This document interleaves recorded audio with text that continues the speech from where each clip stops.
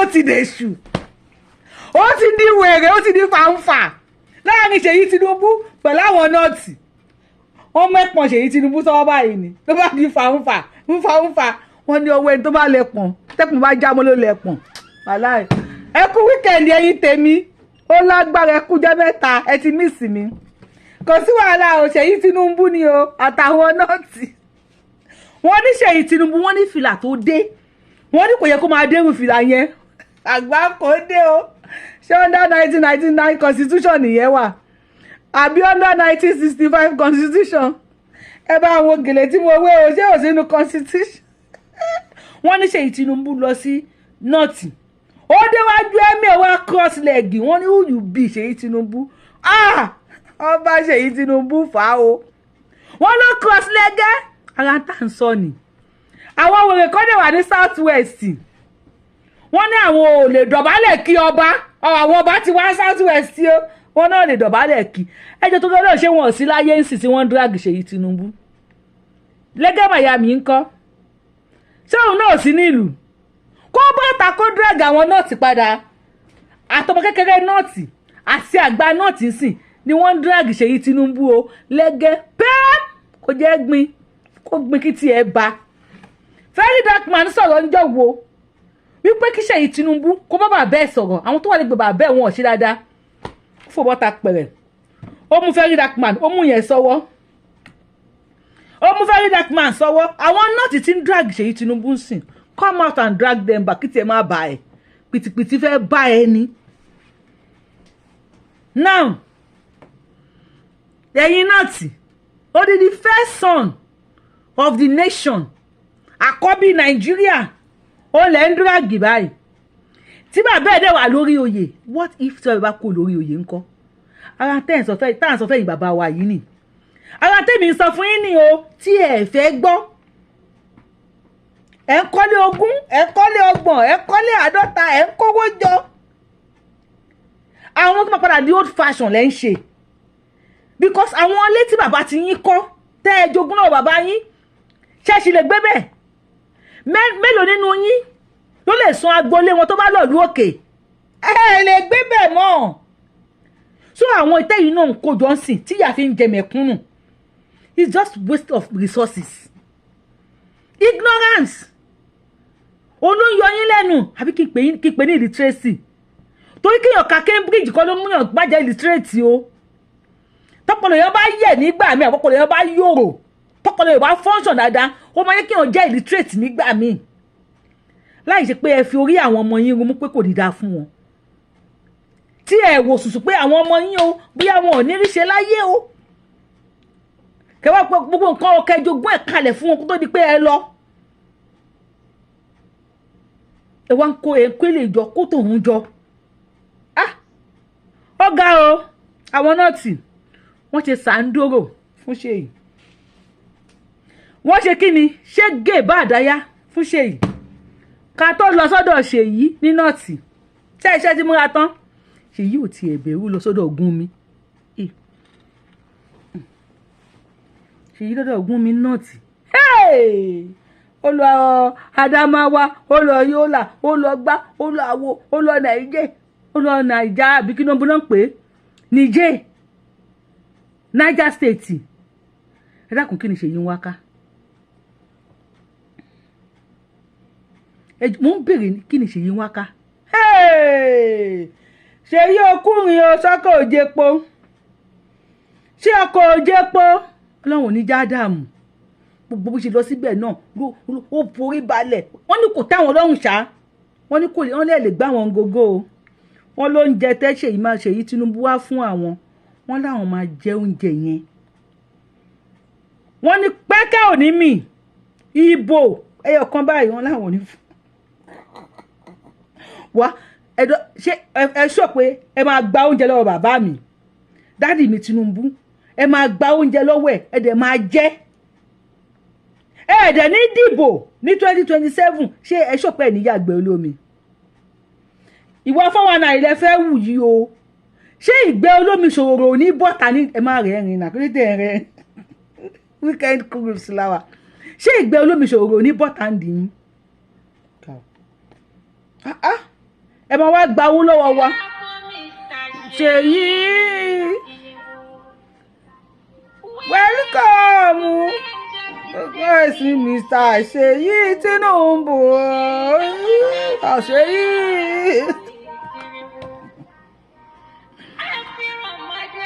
happy Ramadan Kareem tọ́ welcome Ṣèyí ẹ káàbọ̀ Mr. Ṣèyí happy Ramadan Mr. Ṣèyí.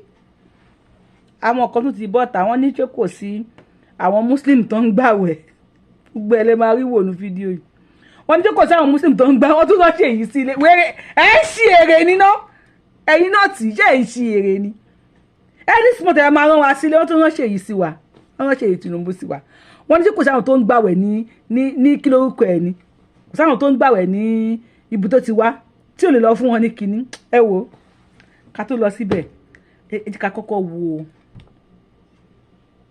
obìnrin ẹ̀ tẹ́ bá gbá Hausa lè bá mi kọ sí comment section ṣóun ló bí gbogbo àwọn ọmọ yẹn ó tún wà nínú oyún state and level tí poverty tó dé ní Nàìjíríà nìyẹn though I heard they contributed money for her but for how long no one bẹ̀rẹ̀ sí ní máa contribute owó fáwọn èèyàn dà and even contributing money for people how many people ló máa gbójú ẹ̀ síta tó máa contribute owó fún tó máa ṣe alábàámusa èèyàn mélòó ló máa lè bọ́ síta máa tọrọ alábàámusa bóyá ká kọ́kọ́ tó play tiẹ̀ ẹ ká kọ́kọ́ gbọ́rọ̀ lẹ́nu olóyè Sunday Igboho sọ̀rọ̀ kan ọ̀rọ̀ yẹn touch me let's hear from olóyè Sunday Igboho.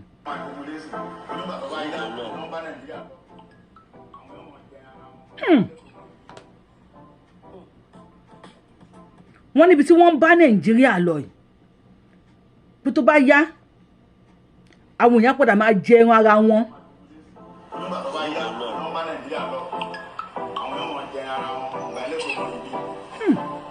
Níbi tó bá yá bí tó ń bá Nàìjíríà lọ yìí àwọn èèyàn padà máa jẹ ẹran ara wọn. Ta ló fọlóyè ní fìlà tó ń gbé sọ ọ̀rọ̀ àbúkú pẹ̀lú ẹ̀rìn ta ló fún olóyè ní fìlà tó èwo ni wọ́n mú àgbákò irú àgbákò òun mú wọlé fún ìmọ̀ nǹkan tó lóye ìjọ ọ̀rọ̀ tó sírọ̀sì mo fẹ́ sọ ẹ má wo irun mú tó fún olóyè irun mú yẹn kọ́ ni kẹ́ wò ọ̀rọ̀ tó lóye sọ kí náà jọ ná ẹ bá kọ́ sí kọ́mẹ́ǹsì olóyè ẹ tó fún yín ní gift ó ń tọ̀hún ṣe obet gift yẹn fọ́ọ̀nì ó fọ́ọ̀nì ṣé àwọn èèyàn tí wàá fẹ́ máa jẹun ara wọn báyìí kí n tó play ẹ̀ fún yẹn lọ bá mi download tap send ẹ lo promo code mi Abiola TTS ní àkọ́kọ́ tí bá kọ́kọ́ fẹ́ ju owó sílé ẹ lo promo code mi gbogbo owó là ń ṣe o aṣẹ́wó ń kí yín o aṣẹ́wó ń kí ẹ gbogbo owó là ń ṣe ẹ bá mi wo obìnrin kò yé mi dáadáa ká tó lọ sí ilé àwọn Haúsá kọ́kọ́ bá mi wo obìnrin náà welcome Ṣèyí. Samu in ba su lallasa. Ruwa ba ku je wuri. Wannan ita dai ce dusai. Inda ganta nan. Ita nan kowa da sunan shi. Su biyar ɗin nan kin gan su nan dai. Biti Najeriya dai dole. To ya za mu yi? Wannan halin da ya saka mu ciki babansu yana nan ba wai baya nan ba amma guduwa ya tafi ya bar ni. Shi mutum ne maha'inci mazambaci mugu azzalimi sakamakon haka ma da ya ga cewa ni ina gaya mai gaskiya shine yasa yake gudu na ya je ya aure da yayi damfara shi dan damfara ne na inna lillahi shahararren dan damfara ne yanzu da ya samu ya gudu watan shi na 8 kenan baya garin nan da yanzu ma baiwa Allah nan da ta ganni tan ina cikin wannan halin ta ce ta san ki dan Allah dan annabi in kawo kuka na gare ki zaki taimaka min Allah zai taimaka min wannan miyan me ce wannan kuka ce miyan kuka ce na da wannan dusa in ba su karya saboda kada su mutu in suka lasa wannan ko ba yawa za su ji daɗi a ransu wallahi yanzu da ya kama hanya ya tafi dinnan, da Allah ya sa ya kama hanya ya tafi dinnan, kin gani sai da nayi bincike aka ce ai an kama shi. San an ce rana 1000 ta barawo ɗaya ta mai kaya. Ni dai har ga Allah ba uwata da ubana talakawa ne amma sun saba bani halali, ba haram suka saba ban ba. Kin ga wannan dutse da wannan miyar kuka sun fiye min kwanciyar hankali fiye da ya kawo min kaji in ci. Kin gani ya tsohon ciki ni ma kin ga tawa ita ce zan ci. In na ci wannan sai kuma gobe in Allah ya kai mu. Shi dai ne din wannan mutuna ina neman ɗaukin ku don Allah don annabi ku taimake ni.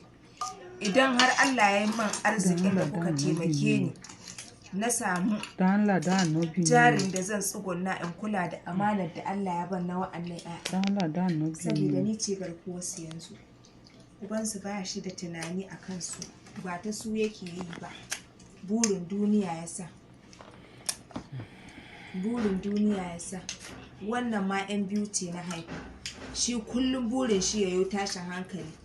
Tun cikin ta bai fi sati ɗaya ba yayo wata rigima kuɗin ya damfari ɗan uwansa, ubansu ɗaya. Kin ga tun yana yi a waje har ya kai ga yi masa cikin gida sannan suka sani.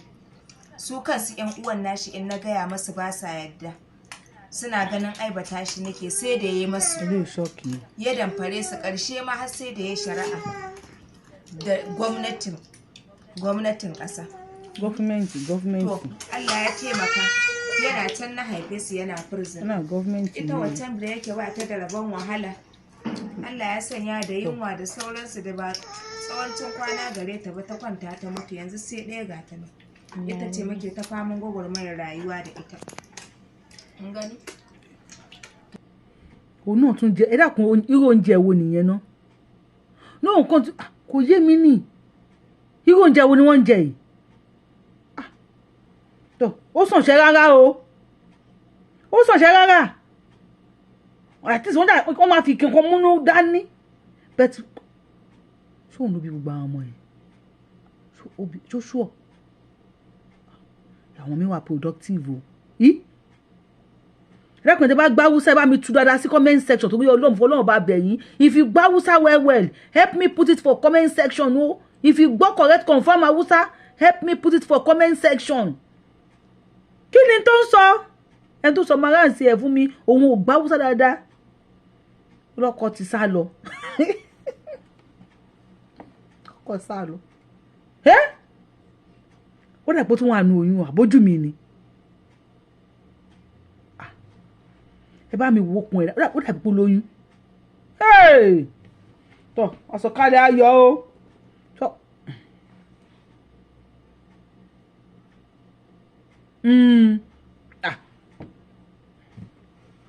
Tàbá wá kú ńbẹ̀, ẹ bá mi wo ọlọ́kadà yìí. Torí ibi tí situation Nigeria dé nísìn, ó ti kọjá be careful. And this government are not doing anything. Wọ́n kàn acquire millions, billions. Wọ́n acquire SUV, mọ́tò oríṣiríṣi, limousine, private jet, igbá àtàwo.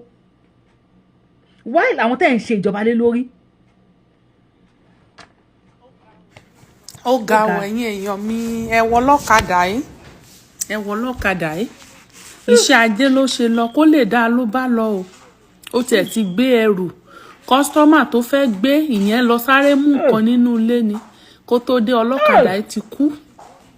Ó ti gbórí lé orí ẹrù yẹn, ó dẹ̀ ti kú síbẹ̀. Àìmọye òkú tó ń rìn bí alààyè lórí títì. Tó jẹ́ pé kò sí kankan fún wọn mọ́. Òkú tó ń rìn bí alààyè. Bóyá ṣe ló ní high blood pressure báyìí, bóyá nǹkan kan ló ń ṣe kó tó kúrò nínú ilé, ṣùgbọ́n àti jẹ àti mu kò jẹ́ kó lè fi ara ẹ̀ lọ́kàn balẹ̀ tàbí kó dúró sínú ilé. Ó wo pé kóun ṣàwá nǹkan tó máa jẹ lọ. Ọlọ́run á ṣàánú fún wa o. Ẹ bá mi share fídíò yìí o. Ẹ jẹ́ abójútóra wa o, àní kúkú òjijì. Ẹ bá mi share fídíò yìí ẹ jọ̀ọ́. Àwọn tá máa ṣe ilé ó bá wà tá wà nílùú òyìnbó náà wí, ẹlòmíì lè ṣiṣẹ́ 15. Èmi náà wà lára wọn o. Bẹ̀sì nígbà kan nìyẹn. Nígbà kan ni iṣẹ́ àṣekúdó gbogbo àṣejáni fún. Ṣùgbọ́n pé mi ṣe ń ṣiṣẹ́ máa mójútó ra mi. ẹ jẹ́ amójútó ra wa ẹlòmíì kó tó gba check ẹ̀ báyìí ó ti ná tán kò fi rẹran kò fi rájá kò fi rata kò fi repo Nàìjíríà ni wọ́n máa pè àwọn tàdé ẹ̀ ń tán pè wá yìí èmi ò ní má ṣàánú àwọn family yín o but love your neighbor as yourself ni not love your neighbor than yourself do wa ó máa káyàn lára máa ṣe pé ibi ń pa àwọn èèyàn wá lé ebi ń pa àwọn èèyàn wá lé ẹjọ́ jẹ́ mójútó ra wa o kílẹ̀ yín rò pòpò lọ́kadà yìí no kílẹ̀ kàn fi pé ó lè pa ọlọ́kadà yìí àbí rònú ni àbí bí ni àbó ń gbàwẹ̀ ni.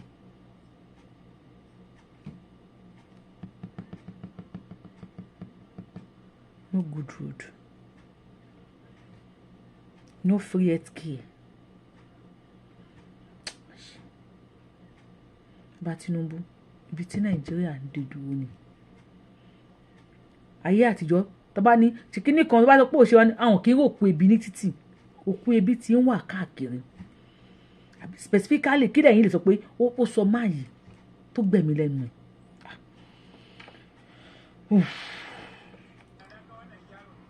Ẹ jẹ́ wá gbọ́rọ̀ bí ta ti kọ́kọ́ máa bẹ̀rẹ̀ ẹ̀fẹ̀ ní ẹ jókòó dáadáa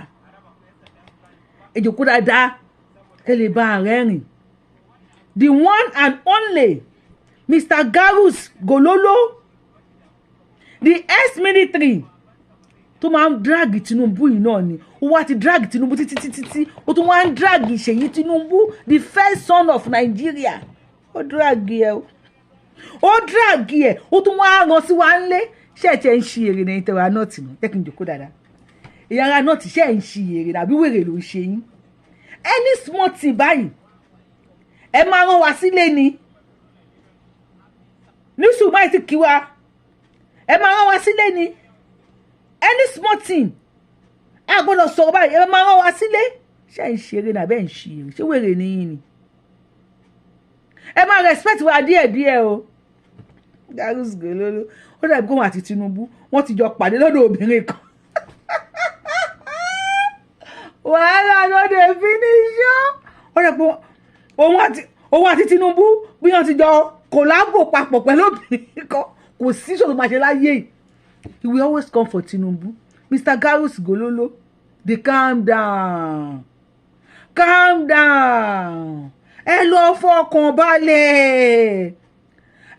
fọkàn balẹ̀ Tinubu àti bẹ̀rẹ̀ ó níbi tí Buhari parí ẹ̀ sí lòun ti máa gbé ìgbà tó Tinubu, that is why I like him, he always say the truth ó níbi tí Buhari ti parí ẹ̀ sí lòun ti máa gbé ṣó reverse sẹ́yìn kò reverse ó ń lọ bí Buhari parí ẹ̀ sí ní bàbá Tinubu náà ti ń lọ kí wọ́n ló fa wàhálà báyìí kí ló fa mọ̀gán náà kí ló fa Garus Gololo ìṣókì o ẹ máa enjoy breakfast yín lọ breakfast yín ẹ jẹ pẹ́pẹ́pẹ́pẹ́ 2027 ó máa lẹ́tí kẹ́ o ẹ jẹ́ àpawọ́pọ̀ ẹ̀yin bàbá wa ẹ jẹ́ work together fún freedom ilẹ̀ Yorùbá òmìnira ilẹ̀ Yorùbá ká dá dúró òun ló máa pè ẹ wà lórí oyè ń sìn wọ́n ń ṣe báyìí fódìdí ọmọ pírẹsidẹ́ǹtì mo rántí ìgbà tí Buhari ń gbà yẹn tọmọ kan ní ìyàwó Buhari Aisha Buhari pé ń grow fat wọ́n máa lọ gbé àbí wọ́n lọ gbé tẹ bá máa ìmọye nǹkan tó ti sọ sí Rẹ̀mí Tinubu náà tẹ bá mi kọ sí comment section ohun tó ti sọ fún Tinubu fúnra rẹ̀ nínú náà tẹ bá mi kọ sí comment section Ṣèyí Tinubu náà mú dání sí kílò náà wá káàkiri lọ́nà tí lọ́nà ọlọ́run máa bá wa ṣọ́ yín ọkọ̀ àárẹ̀ èfó o àwọn agbésùnmọ̀ mi ò ní fi kíní já pílẹ̀nì jábọ́ o àbí kí lẹ́ni kí n sọ pé mo ti gbẹjá gbọ́rọ̀ lẹ́nu Garus máa yóò lè make heaven. Good afternoon, my fellow Nigerian. Happy Good Saturday afternoon. and happy fasting for Muslims. This embarrassment, we will not take it. This embarrassment made by the son of the president wearing president cap, visiting state to state in the north, giving them food, take him, take away for one day or just for 1 meal. You will give them food and they will put barrier. You don't even want to greet them. Then you will go, you will not greet the emir. SEYI, you have to respect the emir. If you go there, you respect them the way you are doing Dubai. I see you how you do over of Lagos. It is not better than the emir. So when you go there, you shake the emir and you give them hand. Then you want to cross your leg in the emir palace. Who are you? Who are you, SEYI? Are you a president? You are a son of the president. You are not a president. Fuck you, fuck you. Don't ever do that thing to us. What is wrong with you? Are you mad? Are you out of your head? You just go and shake emir. What is wrong with you? Any emir you go and check, those boys should chase him out. That is no respect. And we don't need your food. Carry your food. Go back to where we don't need your food. We don't need your food. And we will not vote to adapt 2027. If you like to share anything, you are just wasting your time patrolling the northern state. And if you go to an emir or any palace, you respect the palace. Don't come misabuse the palace. And all those governors who are receiving you, I think they are in ignorance of the law. Who is the vice president? Who is the president's son? Is he a president? When he's coming to a state, then governor will just go and receive him. Unpatriotic Nigerians, unpatriotic Northerners, with the suffering we are suffering for now. To eat food is a problem. Security we don't have. You are welcoming this boy. Small boy that I born him more than 3 times. You will just go and shake you. SEYI can never give me hand and shake you for what? Because the president's son, I cannot do it. Or you give me chicken, pen, money. You people have to wake up. We will not take that in and don't try it. Don't try it. If you go there, you greet them, you go away. Don't shake our emir and sit down on the chair, then you cross your leg. Don't repeat that. Who are you? Who are you? SEYI TINUBU, who are you? Who are you by the way, by the corner, by the river, by the state? Ẹjọ́ gbọ́ta ní SEYI TINUBU. Èmi kò béèrè ní ẹ bá wa dá wọn lóhùn ní comment section. Ó ní SEYI TINUBU, ó ní who are you? Who you be? Who are you? Ẹ̀yọ́ kí ló fà kanra tó báyìí? Garus Gololo. Mo ti dáyé ti pẹ́ o, ẹ jọ̀wọ́ ẹ má sọ bẹ́ẹ̀ mọ́. Mo lọ́gùn ẹrú, mo sì lẹ́gbẹ̀rin ìwọ̀fà. Ìtàn ni wọ́n yẹn o. Ohun ó bá dà la ń bèrè ìtàn kọ́ la fẹ́ jẹ́ o. Dr. Garus Gololo, mo ti dáyé ti pẹ́ o. Ẹ jọ̀wọ́ ẹ má sọ bẹ́ẹ̀ mọ́. Mo lọ́gùn ẹrú, mo sì lẹ́gbẹ̀rin ìwọ̀fà. Ìtàn ni wọ́n yẹn o. Ohun ó bá dà la ń bèrè ìtàn kọ́ la fẹ́ jẹ́ o. Dr. Garus Gololo. Ó lóun lè bí SEYI TINUBU ní ẹ̀mẹ́ta bẹ́ẹ̀ mẹ́jọ ló pé problem táwọn méjèèjì nìyẹn. Now ó ló ń wọ ó ní àwọn ọmọ tí wọ́n wà ní nọ́ọ̀tì àwọn tó ń fún lóúnjẹ ó ní kò fẹ́ ó ń fún wọn lóúnjẹ ó ń distance rẹ̀ mi ò mọ̀ bóyá SEYI TINUBU ń bẹ̀rù bóyá ìlú mi lè gbé bọ́ǹbù sára ń bẹ̀ mi ò mọ̀ allegedly ni o. Maybe SEYI TINUBU dey fear. Bóyá máa tó máa ṣe Allahu Akbar. Everybody máa ṣe boom. Bóyá kò tí SEYI TINUBU mi lè bá àwọn anti-bomb tẹ̀lé SEYI TINUBU. Tàbí kó jẹ́ wípé crowd ti pọ̀ jù. He might be tired. Dr. Garus Gololo no vex. Maybe he tired. Máa ṣọ́ àwọn fídíò yẹn fún yín. Wọ́n láwọn ò fẹ́ oúnjẹ TINUBU tó àwọn ò ní dìbò. Ẹ bá àwọn fídíò pọ̀ mi tẹ́ bá wá gbọ́jà bàbá mi tẹ́ bá dìbò ṣẹ́ṣọ́ pẹ̀ ní yàgbẹ́ olóoro ṣé ẹ̀ ní yàgbẹ́ ọlọ́ra ní láìkí wá tẹ́ fẹ́ wù yẹn o ẹ jẹ́ ká wúlò.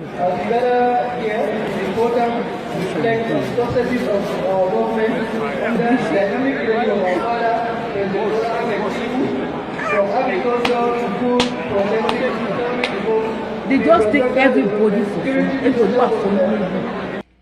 They take everybody for granted. Imagine àwọn kan ní ìrẹsì sísè ló wà nù nylon. Wọ́n ní ìrẹsì sísè ló wà nù nylon. SEYI TINUBU, you can do better. Or maybe according to a very dark man ó láwọn tó wà lẹ́gbẹ̀ẹ́ bàbá yìí mílẹ̀ ti sọ ti pẹ́. But many of them ọpọlọ olè ni wọn ọpọlọ tó gbádùn òsì lórí wọn. Abalọ́nà ò dá ẹ̀ fún wọn rẹ̀ sí. Omi kúnjù ládùúgbò ẹ̀ ń fún wọn rẹ̀ sí. ìrẹsì sísè ẹ lọ fún wọn. Working country wo náà ti ń pín ìrẹsì? Nàìjíríà ò lè ṣiṣẹ́. ṣé àwọn náà tí Àṣàkẹ́ ni wọ́n ti gé etí wọn lọ, wọn ò gbọ́n pa. Even Àṣàkẹ́ Lọ́ládèmí Àṣàkẹ́ tó náà gé tí wọn lọ nígbà tí wọ́n mú sọ́wọ́ lórí ọ̀rọ̀ ṣe bàbẹ́ kò ṣe bàbẹ́ lórí blue app Facebook àti TikTok wọ́n ya wèrè burúkú. Àṣàkẹ́ sọ̀rọ̀ pẹ́ ó gbóhùn sókè.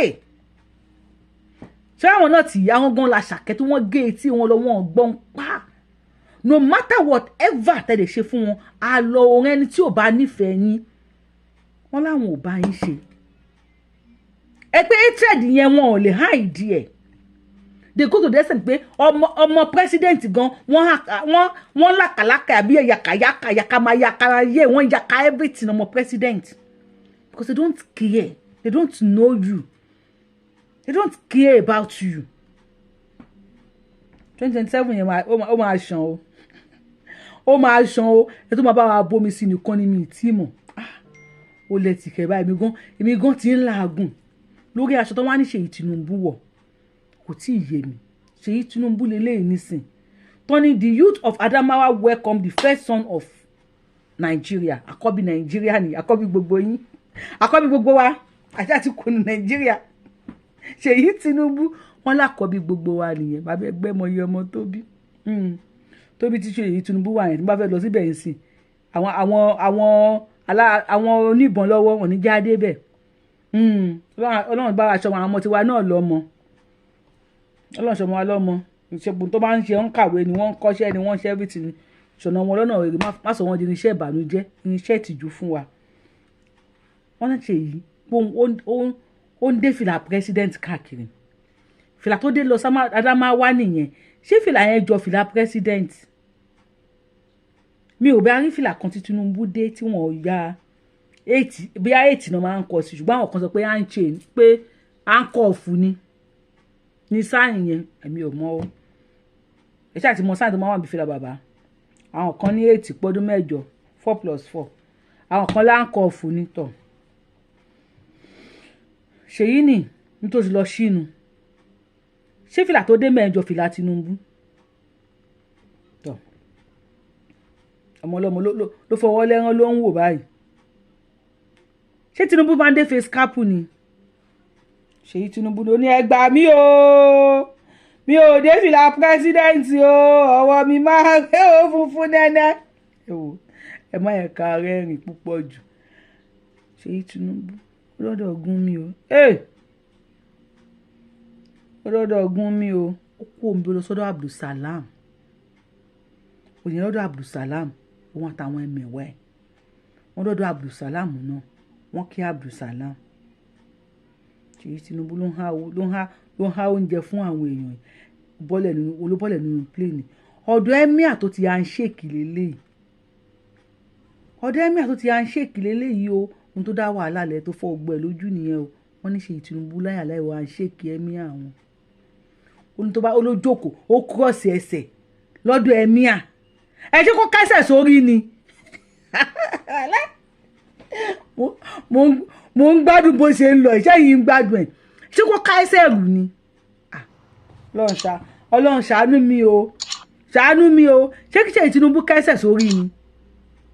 Ó yẹ kẹ́ máa kọ́ síbi kíní yín pé if you are coming into this place don't bí a kò lè tọ́jú ẹsẹ̀ sílé. Má tó wá bá mi yanjú gbogbo ẹ̀ lélẹ̀ tí mo fẹ́ play fún yín. Kí lè rí sọ́dọ̀ ọ̀dọ̀gún mi tó ti ẹ̀ lọ. Ẹ bá mi wo fídíò. Together here is important to reflect on the processes of our government under the dynamic vision of our father, President Tinubu, from agriculture to food, from education to economic growth, to infrastructure development, security, social welfare. Kí lẹ̀yin rí bí fídíò yẹn? No, ẹ wo fídíò yẹn dà, kí lẹ rí ń bẹ̀? Tẹ́ bá rí bá mi kọ sí comment section. Bóyá fídíò tó dá wàhálà alẹ́ rèé o, èmi ò mọ̀ o. Ó ní àwọn èèyàn ó ń kí wọn, ó ń fún wọn lóúnjẹ, ṣùgbọ́n ó kọ̀ láti fara nù wọ́n. Why tó ṣe máa fara nù wọ́n? No, in the first place, why tó ṣe máa èèyàn bíi 1,000 tó wà ń bẹ àbí bíi 10,000 tó wà ń bẹ sí gbogbo ló máa fara nù. tọ́mọ ìkàrógun stampede wọ́n mark mo fẹ́ gbé kinní ẹ̀ jáde tó sọ̀rọ̀ Ṣèyí only Ṣèyí Tinubu decision to tour the north to share food to the people is nothing but a total disrespect in the north and displays of ignorance. A total disrespect and a display of ignorance. Ṣé ẹ mọ̀ wípé kí ni Garus Gololo náà sọ bẹ́ẹ̀ ó dáa kọ ignorance ni. Sometimes you don't need to be uneducated to be an illiterate. Ignorance is a disease. Yes. It's a disease. Ó máa yé èèyàn ọlọ́gbọ́n ju bí mo ṣe ń sọ lọ. Aren't there Muslims in his own state of region who need the food? Ṣé àwọn Mùsùlùmí ò sí ní region tó ti wá lóòótọ́? Ṣé àwọn Mùsùlùmí ò sí ní south west? Àwọn Mùsùlùmí tó wà ní south west. Bá a làákàyè. Not all of them.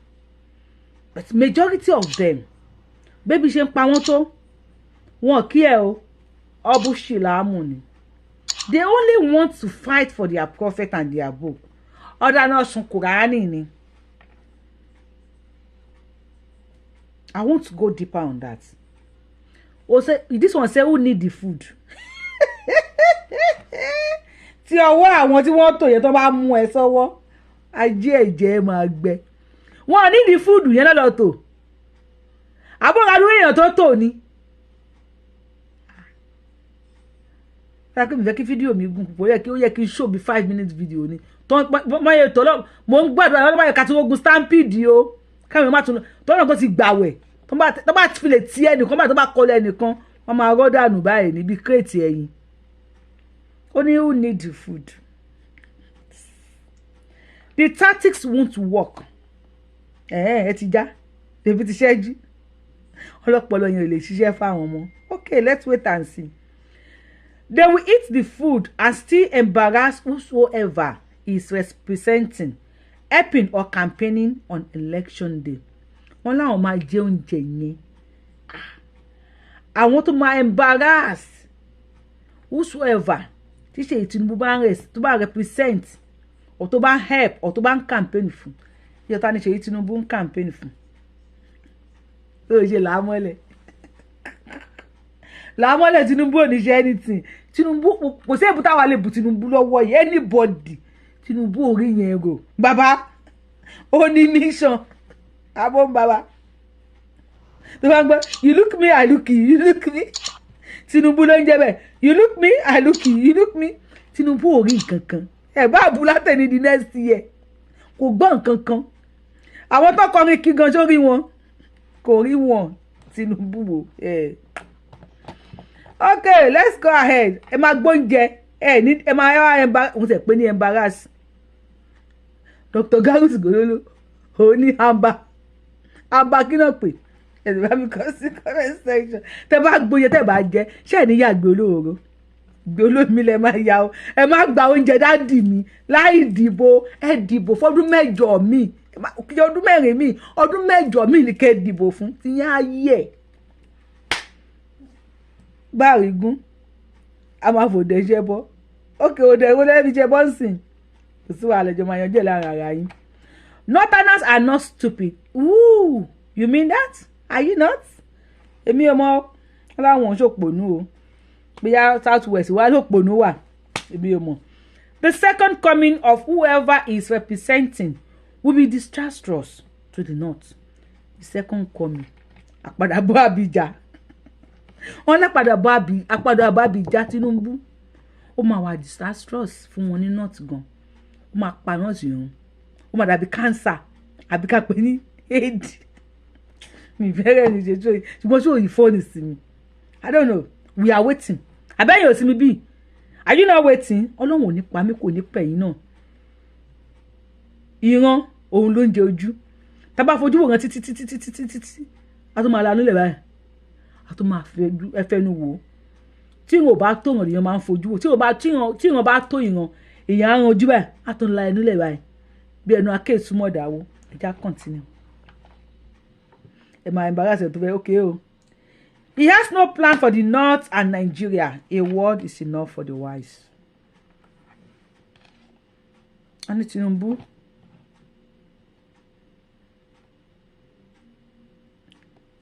Wọ́n ní TINUBU ò ní plan. Àkùdá ọkọ̀ TINUBU o. Ó ní ẹni tí SEYI TINUBU represent. Tẹ́ bá mẹ́ni tí SEYI TINUBU represent. Tẹ́ bá mi kọ sí comment section. Ó ní kò ní plan. For either Nigeria or the North. Enough is a word is enough for the wise. Ẹ wá gbọ́. Ẹ̀yin bàbá wa ní South West.